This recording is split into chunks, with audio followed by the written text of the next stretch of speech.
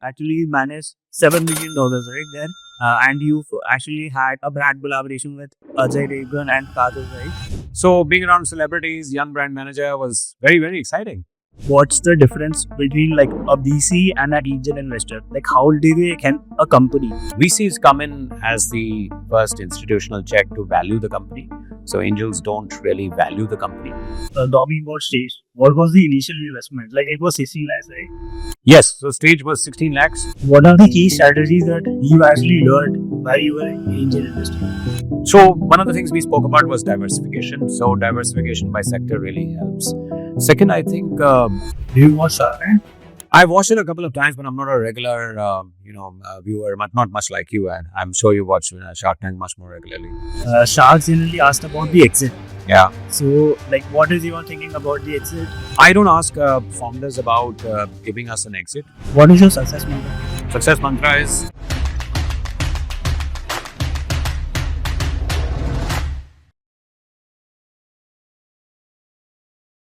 Hi guys, this is Shreyansh Goyal. Welcome to my YouTube channel. तो आज हमारे साथ बहुत सारा स्पेशल गेस्ट है. वो नाम अनूप जी है एंड वो VC है. तो हाय, आप कैसे हो? Hi Shreyansh, कैसे हो? मैं बहुत बढ़िया हूँ. Excellent, good to see you in Delhi. या तो आप अपने बारे में थोड़ा बताओ कि आपने जर्नी कैसे स्टार्ट करी थी, कौन से कॉलेज से थे आप? So मैं तो दिल्ली में ही born and brought up हूँ and यहाँ से मैंने मैकेनिकल इंजीनियरिंग की थी. उसको दिल्ली कॉलेज ऑफ इंजीनियरिंग बोलते थे, अब आजकल उसको DTU बोलते हैं. So that's where I did my engineering from. That's my college. And then I did MBA from FMS, that also from Delhi. So I'm a very Delhi wala, if you can call it. Okay. तो ये कौन से साल में आपने engineering करी? So this was 93 and MBA was 96. Okay. And MBA करने का आपने क्यों सोचा? उस समय एक वेव थी. Let's put it this way. So in order to get a higher paying managerial job, most engineers used to follow up their engineering with an MBA. Because if you were just an engineer, then, you would land up being in a factory and then you would start off with a graduate engineer trainee and then grow through the ranks. But if you wanted to handle the business, handle a P&L, it will take you longer if you didn't have a MBA. And you were just an engineering graduate. So a wave bhi thi. So it was the right career path to move into, and business is what I wanted to do eventually, and that's why MBA attracted me. Okay. तो ये FMS में आपका experience कैसा था? We have a small batch, still one of the smallest amongst all the MBA institutes. Great learning. We're almost like one big gang who knows everybody knows everyone. We hang out, we are in touch with each other. So it's a very closely knit group which supports each other, enjoys, celebrates each other's achievements. So my experience with FMS was just fantastic. Yeah. आपने marketing में करा था, right? हाँ जी. तो marketing के बाद आपने P&G join करा था. Yeah. तो ये तो काफी अभी भी ड्रीम कंपनी है लोगों के. तो आपका एक्सपीरियंस प्रॉक्टर एंड गैम्बल में कैसा था? Procter & Gamble was, and I'm sure it will remain a great company because Procter & Gamble is, very staunch in its values. In fact, हम लोगों का जो interview हुआ करता था, it was all about, the format was called What Counts Factors, and there were 7 factors, I think, and we had to give answers to questions from our life. And that helped understand whether we will fit into the values that the company considered extremely important, to its longevity. So it is an organization which places a lot of emphasis on values. Values lead to great relationships, great partnerships, and leads to collaboration, leads to great results. So it was, and it will be, therefore, one of the organizations where I truly enjoyed my time. And some of my best friends, actually, for life, are from my colleagues in P&G. We remain in touch, and it gives me the warmest of feelings. Yeah, when I think about that. So, is there any marketing strategies that actually work better in 1990s and it doesn't work now? I think the underlying principles, as far as consumer marketing is concerned, are pretty much the same. It's just that the execution changed, right? So with the advent of social media, with the advent of what we now as influencers, and creators, etc., but the principles more or less remain the same. I think for different situations, you use essentially the same principles. Okay. And nowadays, what are the common mistakes that brands are doing? If you're talking about startup brands, I think startup brands, I must say the founders are doing an excellent job overall building consumer brands. More and more D2C founders that I meet today, I'm really, really happy and really proud that Indian founders, they consider the brand the highest, item of significance. They will tinker around with the product, they'll pivot the product, but brand ko kuch nahi hona chahiye. So I think that is one of the finest, sort of principles that you teach and learn, as a management trainee that I joined in P&G. That was the biggest thing that I learned.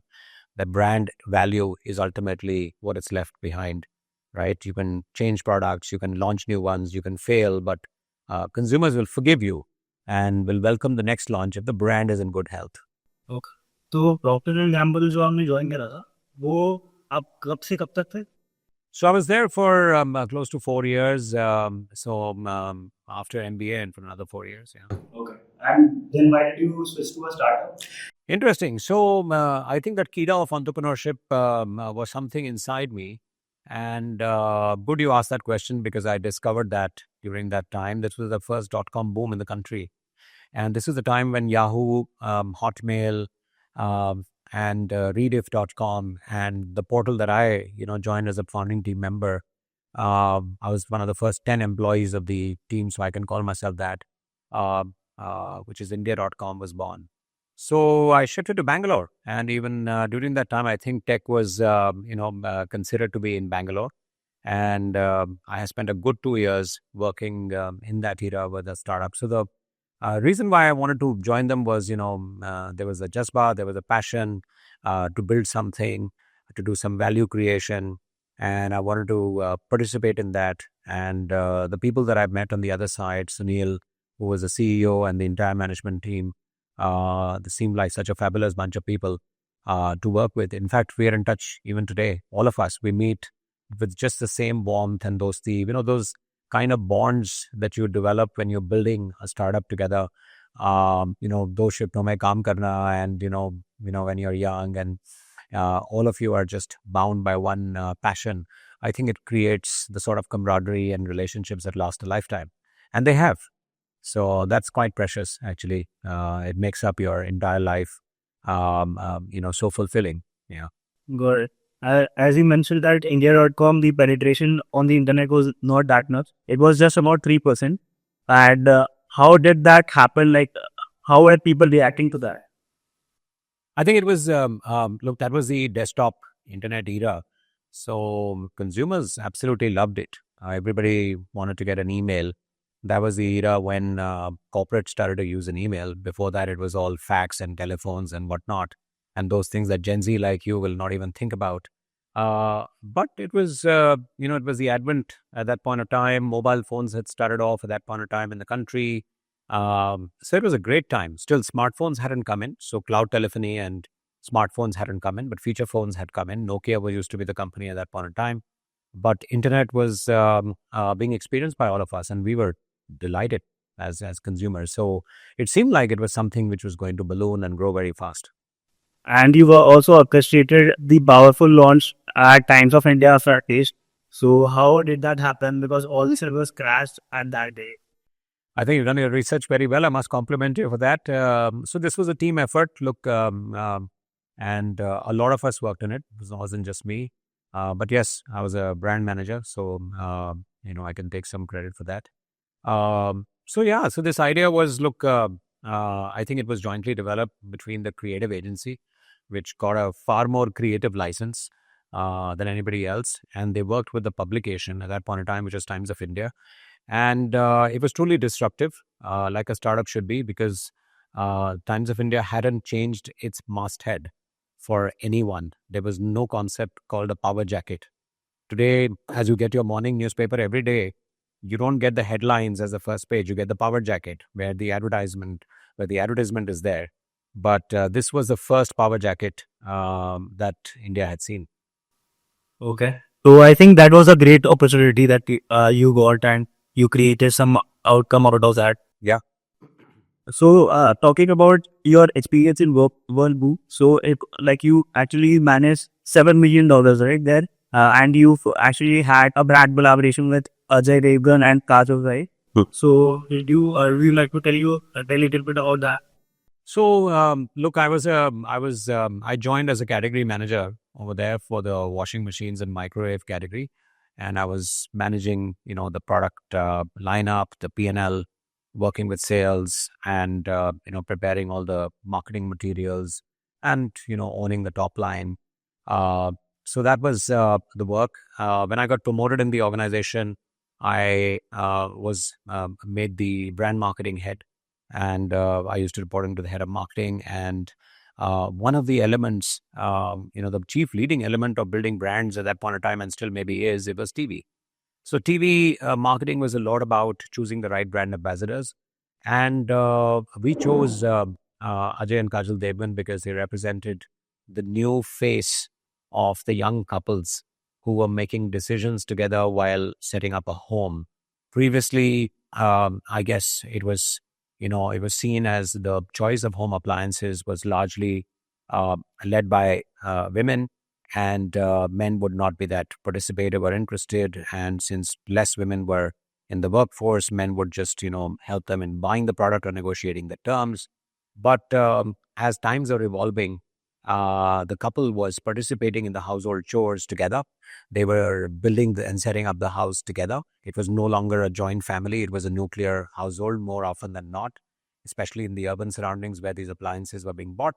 So that was the natural choice. Both Ajay and Kajol Devgan are hugely successful, were hugely successful, in their own, professions as individual actors, and they had distinguished themselves. And yet, they were also,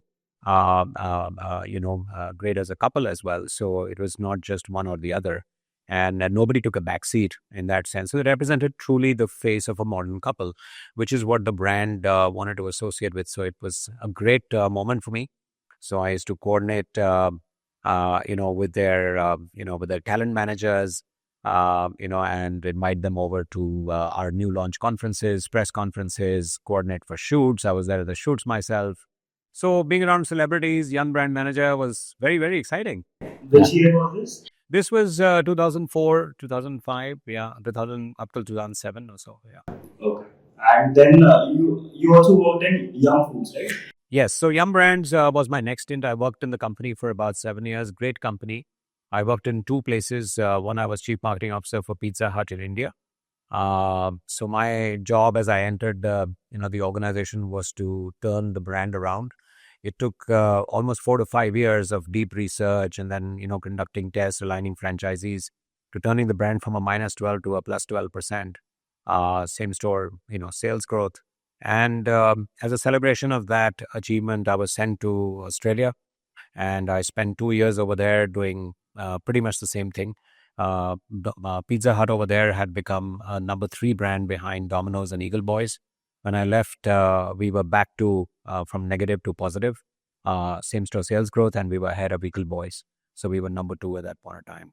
And in all these roles, what I actually enjoyed the most was, even before it became fashionable, I was actually the digital marketing evangelist in all of these companies. So I was, instrumental for having a very vibrant company website, for example, for Whirlpool, because we saw that couples were making decisions, in a predisposed fashion while coming to the stores. They'd already done a lot of research.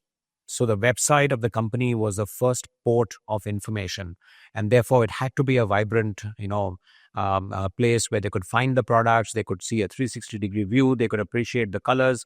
All the things that we consider for granted today are things that I kind of landed up pioneering in those places. Similarly, in as Australia, most of our business was coming in through the phone lines, which sounded very primitive, because when I landed in Australia and I was sitting in a taxi, I saw that my taxi driver had a iPhone, and I was having a company given BlackBerry, and I said, "Whoa, this country runs on iPhones, and we don't even have an iPhone app." So the first thing that we did was, we refurbished the team, got a very smart digital marketing manager who went behind it, and We lifted the company's sales from 25% online to almost 50% online by the time I left. So this also meant that because, this is a high labor cost market. So every time somebody picked up the phone call to take your order, it was a very high cost and therefore it was low margins. So when you transfer it to online, it also improved the profitability for franchisees, and all our stores greatly benefited. In fact, they were asking for it. So trust in Indian, we've got tech in our blood, so we recognize, and therefore can attack some of these digital priorities. And then, of course, we did a whole lot of initiatives to drive the brand online as well as offline. Almost 25% of my expenditure in marketing in Australia and New Zealand was digital back in the days of 2012, 2013. So, yeah, so I think I was a digital marketing manager long time back as well. And this was in which year that 2013, 2012, 2013. So then I came back to India, joined up Bata in an operating role. I wanted to experience something other than food retail. They made a nice offer. I joined them as, I'm a senior vice president and chief operating officer of retail. I was looking also at growing the franchise business because this was a company-owned, company-operated store organization as compared to a FOFO, which is a franchise-owned and franchise-operated organization that I'd come from. So they were not, sort of very comfortable with how the franchise model was to be operated.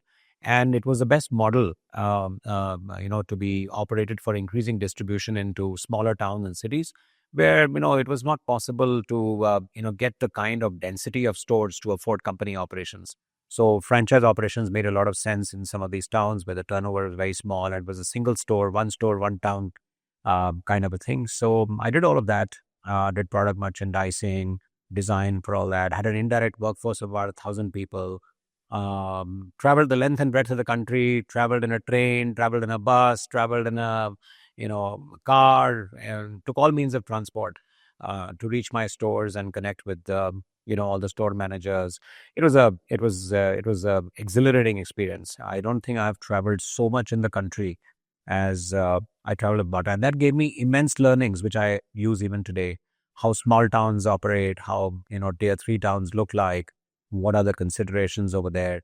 And therefore, it makes investing for me quite intuitive when it comes to, assessing what startups which are targeting those sort of consumers, would be solving for those consumers. right? Since you mentioned that you were in Australia at Pizza Hut and that you traveled all India in Bada, so how was the experience different, and which experience did you like the more? I like both experiences. Look, as a person who's executing a business, who's protecting the brand, who's interacting with your store owners, I think the principles remain the same, and um, there are cultural nuances, but at the same time, I think all human beings are the same. Um, Yum had a very strong culture and still has of recognizing its team members. So every time a senior person would go into a store, they would ask for a recommendation on which store person would the store manager want to recognize, and they would take this opportunity to give the award to that person and make them feel recognized. Now you can imagine what that created. The whole ecosystem used to come to know that our senior vice president came today and gave an award to this person. There was a photograph which is done, all that stuff. So it creates a lot of positivity, a culture of recognition, really seeps through the culture of the organization.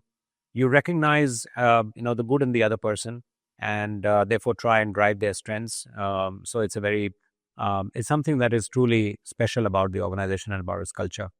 And therefore you can influence people into doing something because they want to do it. So, like you left Bata in which year? So this was 2015. Yeah. Yeah. So I was chief operating officer. I was SPP, retail at that point. And then what did you do? I was actually looking around for a very different set of opportunities. I was looking for private equity style opportunities where I would step in as a CEO. Most of the opportunities that I got at that point of time were mostly around retail because I'd spent the last almost 9 years in retail at that point of time, and those were companies that were essentially run by families. So they were family businesses where probably private equity was coming in. They wanted to have a professional CEO, so to speak, and then take the company to a IPO, etc. However, I felt that that was not something that I would love to do. Instead, I started to do some angel investing, and I did about 4 angel investments. In fact, 3 of them failed, and one of them has actually done very well, which is known as Stage ODT today. So I started to do investing, and I kind of liked it, which is worked. I'm working with early stage entrepreneurs very closely, really hustling with them, figuring out how you can help them, solve this problem or that problem, whether it is hiring people, whether it is giving them the best marketing resource for the cheapest price, or whether it is opening up some door for them, helping them with pitch decks, fundraising, all that stuff. So I kind of started liking it, and that's why I am where I am today. Okay, so since you mentioned about angel investing, this was a shift, right, from working for a company and then investing in companies, and you did not feel scared that should I, it will fail, right? The companies can fail. So Well, I did have I did have a, I did have a nervousness, but then every investor is, hugely optimistic, and so am I. So we're always optimistic that a large number of our companies, will get to succeed. But at the same time, we are also equally conscious that all of them will not do so. But that doesn't keep us from taking risks, and I think it was really right at move at that point of time, because I learned very valuable lessons. I also lost a lot of money because all the startups that failed, taught me something about what's the right thing to do, what are the do's and don'ts of investing, which I apply to this date. So in that sense, it really helped me.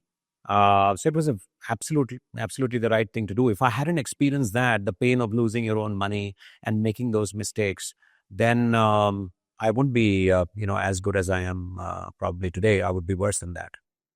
okay. So, if I understand that, talking about stage, what was the initial investment? Like it was 16 lakhs, right? Yes, so stage was 16 lakhs. Some of the others, there were different amounts. Some started with 10 lakhs, some 20 lakhs, etc. I first stage was stage that time. It was some low. Stage was called Witty Feed at that point of time. In fact, it's a very interesting story. Maybe you should speak to the stage guys themselves. They'll tell you. Actually, SRM from SRM, so I am having a chat with them. Good. So they'll tell you in in much more entertaining ways than I can. Uh, it's a fabulous team of entrepreneurs. They built a fabulous business, Witty Feed, and suddenly, because of a change that Facebook implemented, or let's call it the social media platforms implemented, their revenues just became negligible or zero. So they had to shut down that company, and they had to transition themselves to a totally different business. And they just hustled and found this fantastic idea, which is Stage OTT, which is bringing out the vernacular diversity of this country and produce programming for the new urban audiences and semi-urban audiences, or even rural audiences, who are missing out on quality OTT entertainment and are just so much more behind English audiences and probably, let's say, pure Hindi audiences.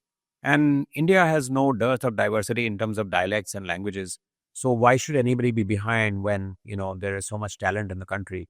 So that's what they landed up, harnessing on one side and serving the demand on the other side, which was unfulfilled. And look at where the business is today; is just fabulous. So great bunch of guys. I think since you mentioned that you started with 4 investments, so can you tell me like how did you like start with your first investment? Like how did you reach winning?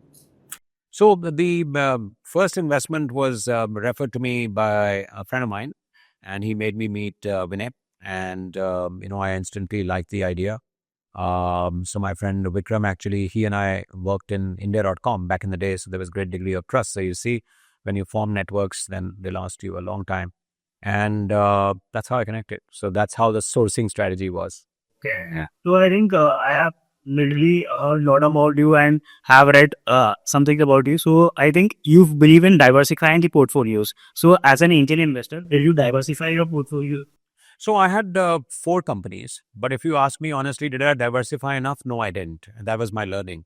So when you are an angel investor, and I tell people today that, look, I learned from that period of time that if you're putting, let's say, 10 lakh rupee checks, then put it in 20 companies at least. So you have diversified your risk so much that, 2 or 3 or 4 companies can give you a big pop. and return, 10x, 20x, 30x on your folio, right? And that is something that you miss out on when you take fewer bets and more concentrated bets. So, obviously, have lesser chances to make that hit. Yeah. Yeah. And what are the key things that you look in a founder before you invest? So the key things, look, it's very intuitive. So I don't know. Maybe I should write a book on this, and I've said this enough. I think maybe I should end up maybe writing a blog on it. But I have spoken about it enough. Uh, the first thing that I like is authenticity. Is the person honest? Is the person authentic? There should be no pretenses and airs. There's no need to be. Very often, founders maybe perhaps, have a certain image of how they should appear before investors, and they land up, uh, unnecessarily creating some image which, doesn't serve them very well. And the person on the other side feels that, it is not the correct person that I'm meeting right now. The person behind is the real person. So first is authenticity. And along with that comes, certain other, values and traits: hunger, perseverance, resilience, ability to accept failures, ability to listen and work collaboratively with investors. There will be ups and downs. So there is, when, everything is on the up, there is no point in becoming, conceited and complacent about things, and not listening, at the same time to your employees, customers, etc. Because there will be downs, and then you will need friends, you will need allies to pull you out of that hole that you're in. So I think the maturity of the individuals, the passion, the resilience, ability to weather these ups and downs. Also, I think typically the investments that I make um, are in two founder combinations or more than one founder combination. That also helps balance out the yin and the yang combination. So one person is probably more suited for the front end, fundraising, business development, a very, brand building role. And the other person is more like, manages the operations, keeps the ship steady, is, on data analytics, keeps everybody honest. So I think those two combinations are very good in a founder team. What are the key strategies that you actually learned while you were in angel industry? So one of the things we spoke about was diversification. So diversification by sector really helps. Second, I think my style of investing is tackling real world large problems. And I think my journey as an operator, and being an operator before I became an investor, and traveling the length and breadth of the country, and being from a middle class background myself, from a tier 2 city. My father came from a small town called Bhind near Gwalior, etc. So um, um, I think that gave a very strong intuition about what the real problems in the country are. And if you were to solve them through technology and do a go to market which is capital efficient, then you can create a big business. So I think that's the second filter. I wouldn't just go for a model just because it has succeeded in the US or succeeded in some part of the world, and we can just copy paste it and roll it out in India. Doesn't work for me. I think I look for India specific problems, and that's where most of my successes have been if you look at all the investments that I've led. The third thing, I think, is uh, it's okay to provide some kind of a bridge funding, to a company where you have put in a seed check. However, at some point you've got to stop, and you've got to look for external validation, which means that you can't do it out of emotions. You have to empower the founders, and in fact, you have to influence and pressure the founders in order to go out and be able to sell that story to a next fund or a next investor, right? And that is something that prevents you from double dipping into your own investment, at the second stage, and therefore keeps the discipline. And that's why, when Rajiv and I founded BlueGreen Ventures and announced it last year, we said, what are the three most important qualities that, LPs would like to know us by, and in fact, all stakeholders. So transparency is definitely one, which I spoke about in the context of, also founders and us being transparent to our LPs and all stakeholders, founders, and, even employees. The second one is about fairness. And the third one is actually about discipline. So this is about discipline. So not double dipping into your own company in order to bail it out if the founders are unable to raise, right? And repeatedly so, I think is something of a discipline that I deploy. And I landed up, double dipping in my angel folio a bit much on one of the companies. And I think it was, not only did the company, did not go forward, but it sort of, I felt, made the founders not look for external capital as hard as they could have, because they knew that Anup would, probably bail them out for a few months more or something. So I think that then changes the whole trajectory for the founders, trajectory for the company, and it doesn't lead to a healthy relationship at the end. Either of the sides will feel like they didn't do what they were supposed to do. And if there was simply no traction, then the company deserves to shut down, right? You get limited amount of money. Nobody gives unlimited money. And therefore, you should be able to prove out and hustle and pivot and be able to prove the product market fit to some extent and get some consumers speaking, for you, which indicates that. Then you can probably provide some kind of a bridge funding. It's going in the right direction. It's a matter of time. You also look at the, fundraising conversations, which are coming across as positive, lots of warm, VCs, next stage VCs in the pipeline. Then you can probably do that. So that was another learning for me. The fourth learning was, I think we also spoke about, was, two founder combinations over single founder. But at the same time, I would not go for, a 7 founder combination or a 6 founder combination, because that, really dilutes the equity too much at an individual level. So after some point of time, 1 or 2 people will generally want to, sort of sign off because, they feel that the size of the pie is not much. And then, the balance, part of the, founders which are left behind of the team have to carry it forward, whereas the other 2 founders may wish to, vest their equity totally, and it becomes a difficult conversation at that point of time on how much they're going to leave behind to allow other, sort of people, senior people, to be hired or given ESOPs, etc., when their share of the equity has already been vested. So I think, these are some of the learnings that I've had. So, talking about like how many years have you been an angel investor at that particular time? So, which particular time you mean? Before I joined VC? So before I joined a VC firm, I had been an angel investor for about 3 years, maybe close to 3 years. So between 2015 and 18, yeah.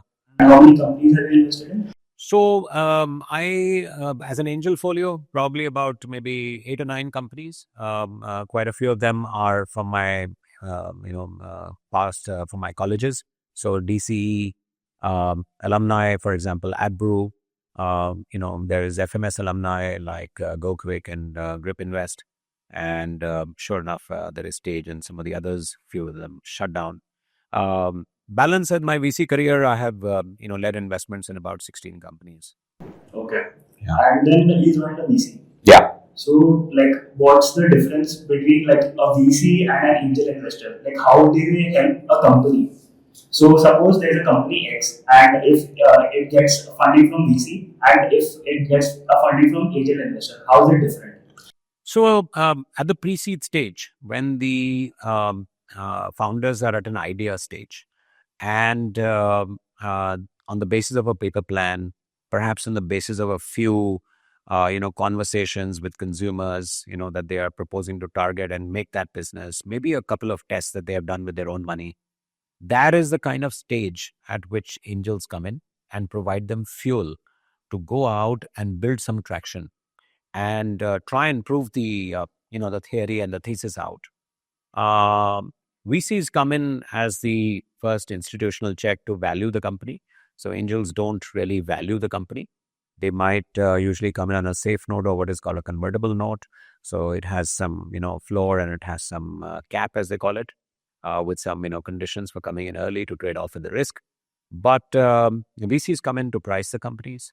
They typically come in. So BlueGreen Ventures, for example, will fund a company not at the 0 to 1 stage, but 1 to 10 stage.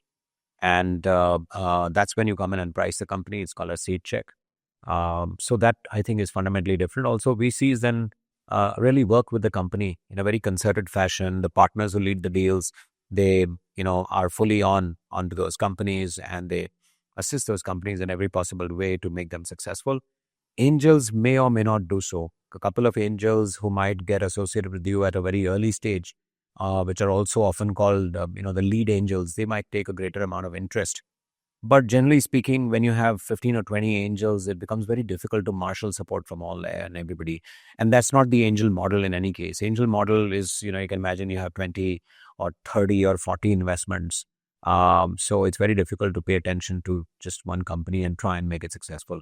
So angel investments basically work on the principle of diversification, not so much on the principle of acceleration.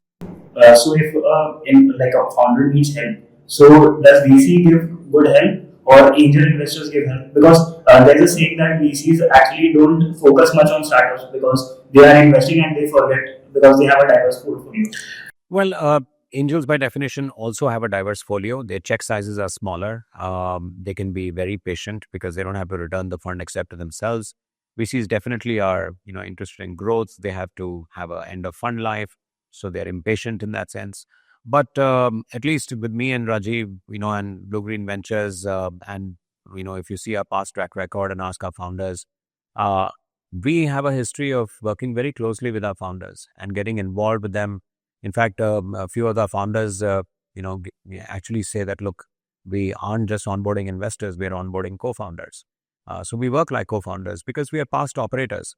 Our philosophy is to, work very closely with founders in order to make them successful. And we enjoy it. This is the part of the work of being a VC that we really like. But you're right, some VCs take a very passive view. And I guess it's different, strokes for different folks. So whatever works for them, it works for them. For us, this is the model that works.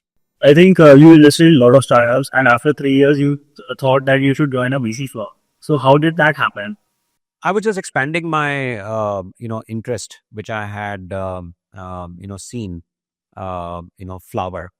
And once I, sort of, stepped out of a corporate career into an investing career, then it was very natural that I had to get into the, startup ecosystem as an investor. So angel investing seemed like the right thing to do because it starts your networking and, you start to, meet a lot of people, gain a lot of knowledge, etc., which you don't get to do in the corporate, in a corporate environment because the two environments don't really talk to each other. So it was therefore a natural expansion of my investing interests that, you work for a fund, which is an institutional entity, and you invest in far more startups than what your personal savings can afford you. The checks are heavier, the risk is more, so therefore the upside is also more in that sense. And you're managing third party funds of LPs. So it brings a huge responsibility onto you. You are working in a regulated entity and people are, placing a lot of faith on you to manage their money, which is by itself very, very empowering and an uplifting thought. So, so that's what attracted me. Okay, so like this angel investing actually helped you to become a VC. I would say so. Yeah. Both being an operator and, transitioning into an angel investor before becoming a VC, I think that was a very good combo for me. I learned some very good lessons, which I shared. Okay. And if I talk about that, early startup founders are actually very impatient and they actually run out of cash. So, what are your views on that? There are both kinds of founders. I have seen founders, chasing growth. I've tried to slow them down, and particularly when I saw that the burn was very high, and it was becoming a risk that they would run out of cash before they could raise, funds for the next part of the journey. But more importantly, before they would achieve a product market fit. A product market fit is not subsidizing consumers to, increase growth on the back of, subsidizing more and more consumers to experience a product for the first time. But actually, it is about pleasing the consumers or satisfying them so much that they come on their own. And therefore, your consumer acquisition cost drops.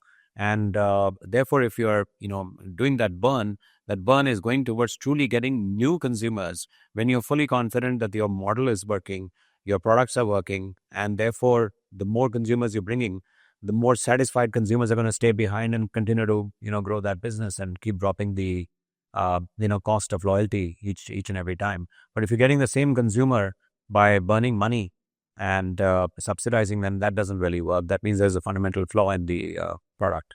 So, basically, there is a two terminology. Like one is bit scaling and one is like profitability. What should a startup focus on?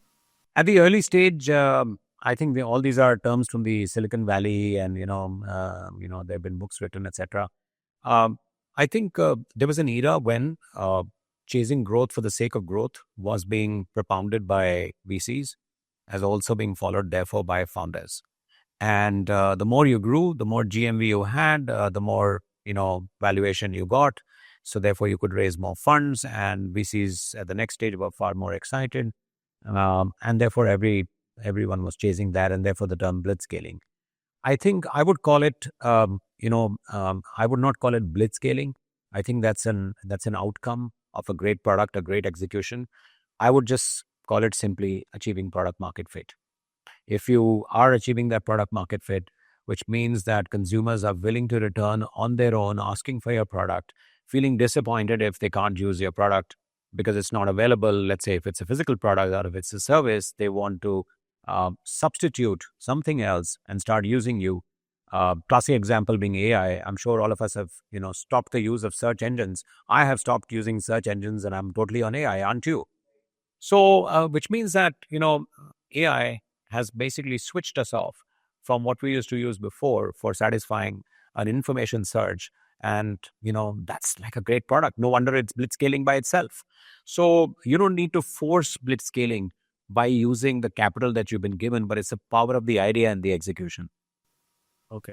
And when do you suggest that a startup should actually have merger and acquisition? Because I think a lot of startups in 2020, they were facing a bullshit, right? So a lot of startups did merger and acquisition. So when do you suggest that startup is not multiplying, it should actually get acquired? Or I think the true time, and this is true for an operating business as well, not just a startup. Look, it's better to merge with someone bigger if, let's say, the macros are bad and you're not able to raise funds for whatever reason, and therefore be able to, as a founder, retain value, right? Versus it becoming zero, right? For the lack of capital. So that is definitely one part. And since you mentioned COVID, so that's one solution. M&A can also be a solution whereby you're able to do value creation because, the merger will mean that two unduplicated sets of businesses are able to come together and make 1 + 1 = 2, right? Uh, and be able to be number 3 in the business versus being number 5 and number 6. So they basically, jump a step in the queue.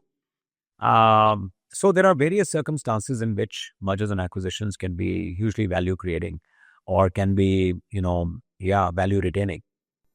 and when you look at the startup, but what are the check marks that you think that the startup should have so that you do an investment on that? I think we spoke about, at the early stage, when there is not so much data, there is no balance sheets, there are no P&Ls to study. I think it's a lot to do with, experience, thesis, and intuition. So our experience, at Blue Green Ventures, for both me and Rajiv, comes from our operating background, and I think I mentioned that we are able to hone in on the large problem statements in the sectors that we invest in, and then we go hunting for founders who are working on those problem statements. And that's been my approach all the time. It's always been thesis. In fact, whenever I write my posts, it's kind of thesis investing, not FOMO. So we're not driven by FOMO. And that leads to fundamentally large businesses. Now, to make those businesses happen, what you need is a good team. And therefore, that's where, intuition comes in, which is interacting with the founders. We look for those qualities that I spoke about earlier. And if therefore there is a match in terms of, the values that we feel are necessary to succeed and create a large business, and we find them in the founders through our conversations, then we'd love to place a bet. On the thesis part, I covered that up. But on the experience side of things, look, in certain industries, there's a lot of regulatory stuff which is involved. Let's say, fintech, insurance, or maybe, even areas like e-commerce, etc. So I think in these situations, we need to then choose experienced founders who've had experience of these sectors and have the maturity to deal with, the regulations or the lack of regulations. And they're able to operate in, within those confines and boundaries, taking defined risks which don't make or break an enterprise, right? These are, they're aware of their boundaries. They don't overstep and cause a brand failure or a reputation loss. So I think this is very important to also be able to figure out, right? Making a fashion garment doesn't require any regulation. It's fine. You can design whatever shirt or garment you want. But when you're working in certain sectors, regulatory hurdles, regulatory guidelines are very important to follow. Yeah. In 2020, there was a COVID crisis, so a lot of startups was ahead. So, what are these advices that you gave to the startup founders? Of I think the advice that founders gave to themselves, I don't think the investors had to give much advice, frankly. We are taking away too much credit. They all knew that they have to survive. So survival was key. The overall, funding had mostly dried up. We all know that until it started to, come back again in late 2021 when we came out of COVID. The world came out of COVID, and supply of capital became, in fact, excess. And we saw very high valuations at that point in time, large funding rounds, and all that. But that period of about 18 months, it was all about survival. So it was all about cost cutting. It was all about, even cutting back on your salaries. Many of the founders that I know, in fact, I know that founders are battery smart. Their entire business came to a stop overnight because, mobility was obviously dead at that point in time. So they couldn't even launch their business, properly. They just cut back on operational costs. They took severe cuts on their salaries. They literally just laid low and survived and gave the company the maximum amount of runway so that when things started to come back to normal, they could launch properly, and which they did. okay, do you watch Shark Tank? I've watched it a couple of times, but I'm not a regular, viewer, not much like you, and I'm sure you watch Shark Tank much more regularly. Sharks generally asked about the exit. Yeah. So, like, what is your thinking about the exit? Because founders don't have a good answer for that. I don't ask founders about giving us an exit. I think in standard, shareholding agreements, you have those clauses that, you have to, you have the drag and the, the rights to have an exit in 5 years. And, if not, then, you have certain rights to, exercise. But beyond that, I don't think the VCs, as a VC, I don't find myself, I don't think I'll, any of my founders will remember that I even asked a question, hey, how will you give me an exit in 5 years? I don't think that's a question for us to ask. We are in it together. We are taking a risk. You're executing. We are providing the capital. We're providing, other support to make you successful. And that's how I see it. So I think, we'll when the whole thing builds up, we'll find a way. Or in fact, the exit will find us. Right. So, what are some of the top learnings that you have as an investor in VC firms? Because this is a different type of investing than the angel investing. What are the things that are different here, and what are the learnings that you got here?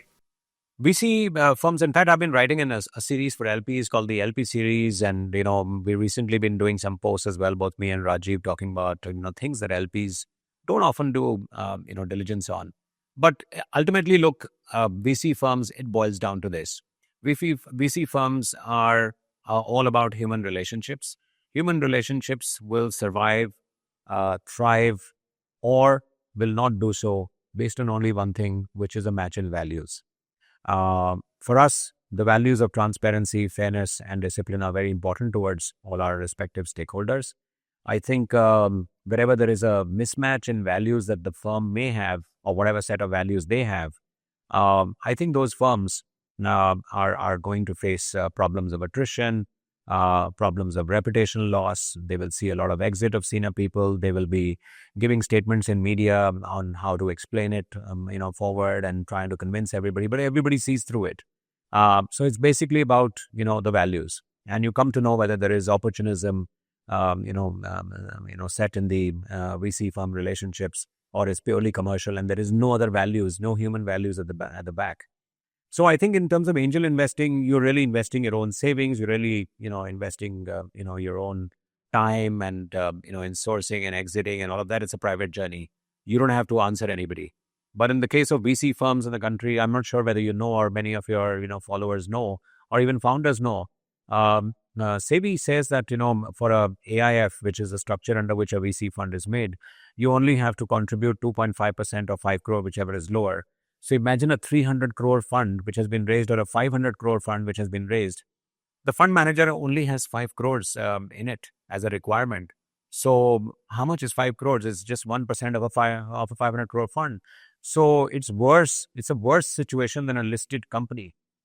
You have that much more public shareholding, so to speak, in a fund that you're managing. It's a huge fiduciary responsibility. So I really request through our series that LPs do, heavy diligence, particularly those who are handling public monies, and really go behind the curtains and look at, VC firms, their values, and really do a good diligence of, some of that around it, because that really leads to longevity. That really leads to good results. Otherwise, you get suboptimal results. What are some of the red flags that you see in a startup while you are investing? The red flags. Look at the early stage. The biggest red flag is the founders themselves. So lack of cohesion in the founders. Those values that I mentioned. Hunger is missing. You may be sloppy. I've seen pitches where the internet wasn't good, and the founder went on.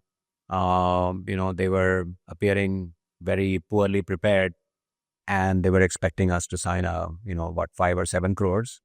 I mean, that's kind of, not very professional. Um, there could be, sort of lack of space, lack of respect between founders. One is, sort of interrupting the other person. One is, presenting their view in a disagreeable sort of a way.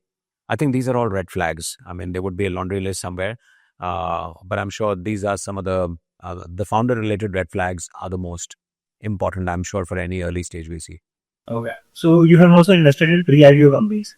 Yeah. What are it? So I led investments in the past firm, in companies such as Ixigo, which did its IPO recently.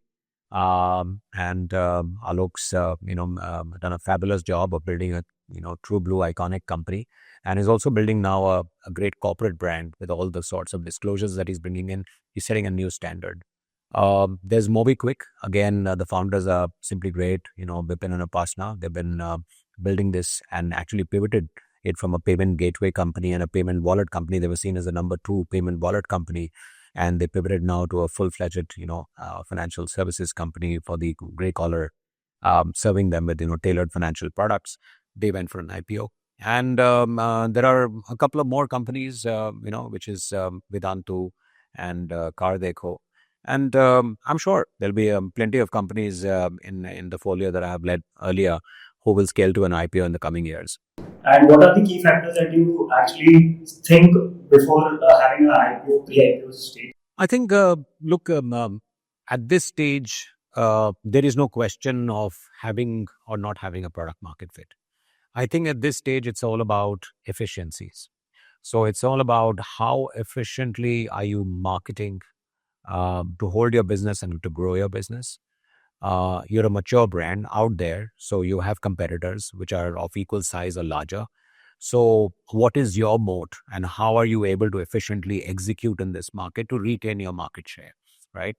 So the brand value acquires a huge importance. Brand recall, top of mind recall, trust in the brand, efficiencies in the P&L, the quality of the senior team, right? The longevity of the senior team, the quality of the board, all of this matters a lot. So I think all of these, when you juxtapose it with the growth forecasted in the category, I think that's the final bit. So if you're seeing a flat line in the category, then probably it's not a great place to invest. But if you're going to see, for example, the case of Ixigo, one could see that train and bus using consumers from lower and middle income households will obviously, progress with, growth in disposable income to be taking flights tomorrow and staying in better hotels and accommodation and spending money on travel, etc., like many of us do. So it was quite natural to see that there was a trajectory if the brand was executed well, which they were doing. And why do investors hesitate if the cap table is messy?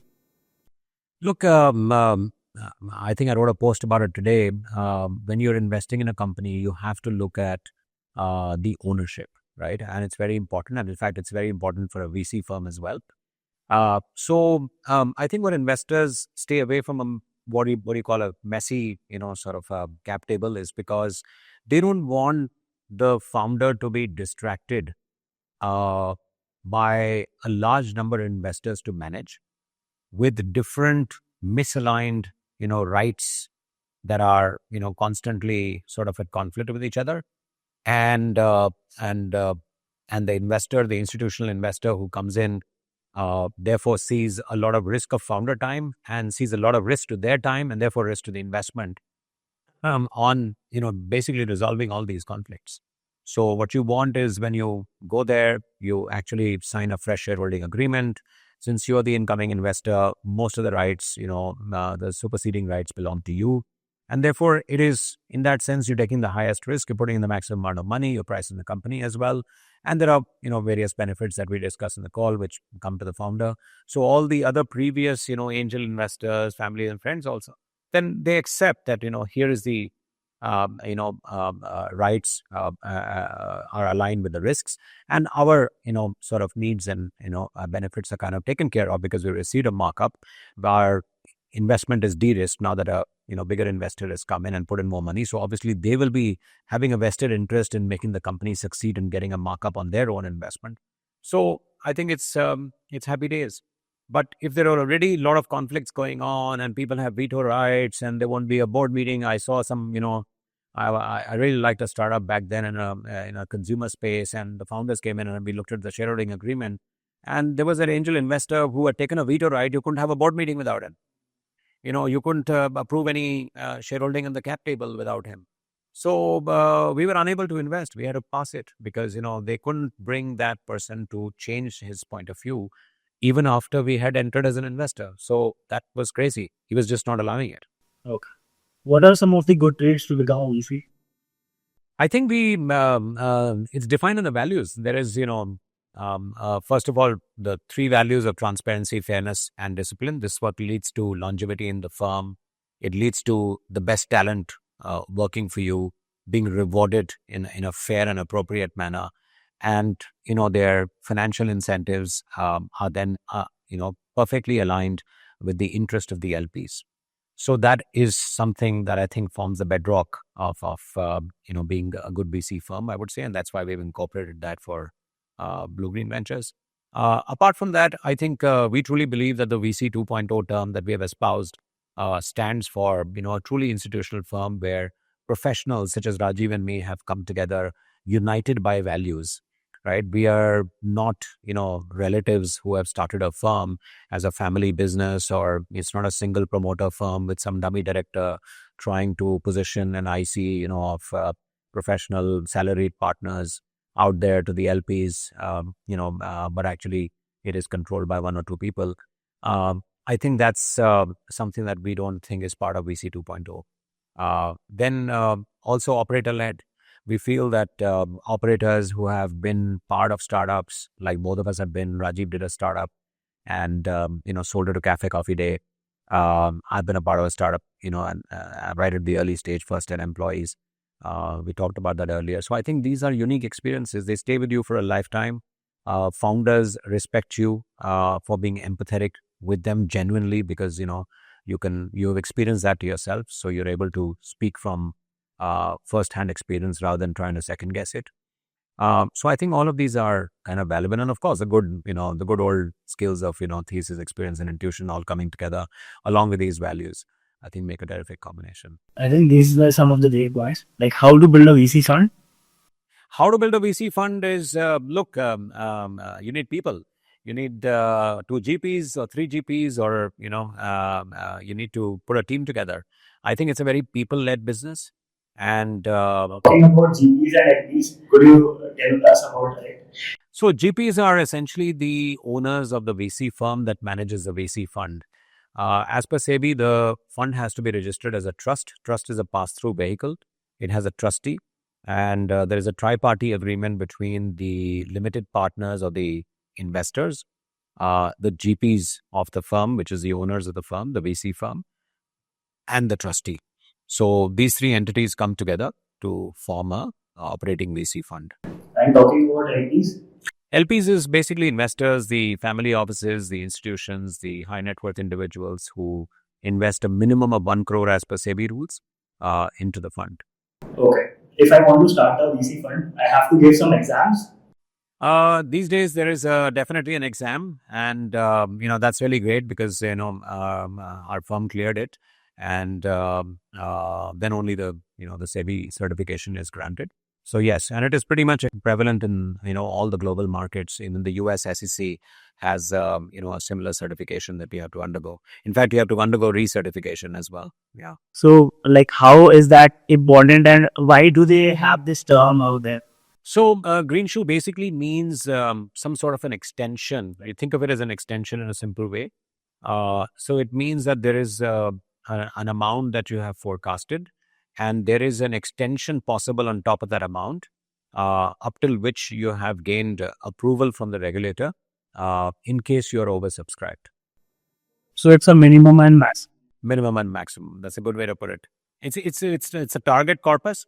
The minimum amount for doing a first close as per the regulator is 20 crores. And if I want to hire a right team in a VC fund, how is that possible?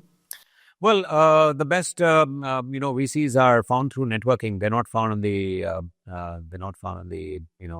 LinkedIn and websites. And that is why this is a private market, so it's all about relationships, and therefore it's a lot about values. You'll find that investors form these relationships, exchange information, do transactions together based on these values and based on the trust that is made on these values. So when you want to set up a VC fund and you're looking for long-term players who are going to be in managing a fund, LPs want to see the same person who sold them the fund to be there when they're exiting the fund and getting their money back. So to have such a long tenure, commercials being aligned, etc., though, it is best to go through relationships that you're already warm with. It's people whom you have known for a period of time. I know a lot of your success stories out there. Can you tell me a little bit about your failure stories? So I talked about a couple of failures that happened at the angel investing level. I think some of them happen at the folio level as well, but I wouldn't call them failures. Look, these are part of investing. Not every investment, even in the public markets, does equally well. It's not like XYZ company will do as well. That's why you get a consolidated weighted average return even in a public market situation. So I think there were valuable lessons which came out of which I shared with you, and these are learnings that I've generated over there from an investing point of view. What is your success mantra? Well, success mantra to me is my corporate career, I was fortunate enough to work for companies which were steeped in culture, and they taught me very valuable lessons, and I think that's something that I carry forward into the VC space as well. And whenever I have sort of deflected from that a little bit to be able to participate, possibly an opportunity that I felt was worth participating into with a little bit of degree of risk, it has presented its own challenges and problems that you have to overcome then after that. So success mantra is choose, when you're a VC, choose people based on values, whether it's co-investors, whether it's employees, whether it's partners, particularly, when you're setting up a VC firm, whether when you're joining a VC firm, check the values first. I think you have given a lot of advices to a lot of investors, a lot of founders out there. So what is one advice that you got? Well, what I've, the advice that I get is maybe I should, write a book perhaps. And what I did was I didn't write the book. I didn't take that advice, but I started to, instead of, sort of writing a book, I started to write a lot of my learnings in posts. And that's where the LP series came from. That's where when I go and meet founders, I try and distill some learning and illustrate that with my own experience. And that's what you see some of my LinkedIn posts are all about. Thank you so much for coming on this podcast. It was great having you. Thank you, Shreyansh. It was lovely talking to you. And thank you for, featuring me in your famous podcast. And अगर आपने यहाँ तक video देखा तो ये video को like कर दीजिए, और अगर अभी तक चैनल को सब्सक्राइब नहीं किया तो चैनल को सब्सक्राइब कर दीजिए और बेल आइकन को भी दबा दीजिए। चलिए मिलते हैं नेक्स्ट वीडियो में। Thank you guys. Thank you.